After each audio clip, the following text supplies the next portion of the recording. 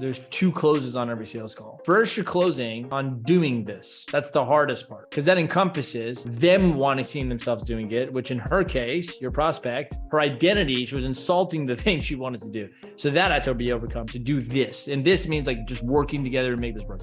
Not just doing a program, but like wanting her goal, getting her goal, committing to this, and then getting you to help. Okay. Doing this encompasses first, do they want the thing they want bad enough? That's commitment on their end. So the real breakthrough we're giving them as salespeople is committing to solving their problem because most people are not committed to that. That's why they keep tolerating having the problem in life. That's more of a life coaching session. The second half of doing this is doing this with you. And both those things happen at the same time throughout the call before the price. Okay. So first, like doing this, like, are you in? Okay. That's the first close. Are you in for doing this? Do you care about this? Is it important to you? Do you see yourself doing it? Do you see me helping you doing this? All of that is doing this. I'm closing on, are we going to do this? Now, most people just end there and go straight to price. Not the last close. Second close you need to do before you even bring up price is doing this now. Most people believe that one out. So yeah, we agreed. You're wrong about how you're thinking. You got to change that. You need to get results. You do care about it. It will change your life and you know I can help you. All of that is done. And then you go, all right, it's 10 grand.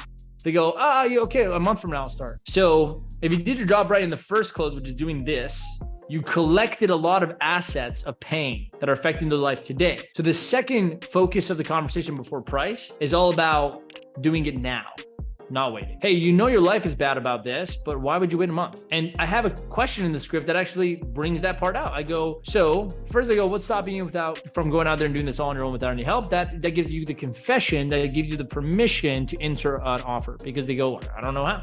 I need to do it faster. I need someone to help me. Boom, permission to offer. The second question is, when do you want to fix all this? Those are the 2 key questions that close on doing this and doing this now.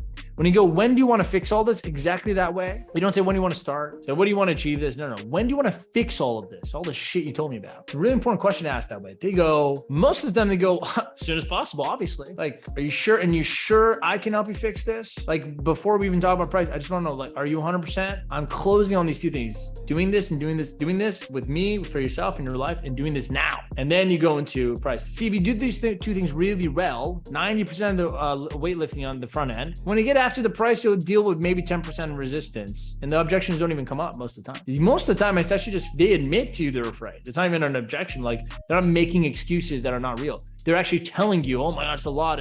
And then you just handle it with them. You go, yeah, no problem. Let's do this and keep focused on the outcome, okay? Sometimes they'll go, well, yeah, it doesn't matter. It's not a big deal. I can start a month from now. And that's where you got to just stop the call and just talk about that until you bring it back to like, if you don't do it now, there's no point.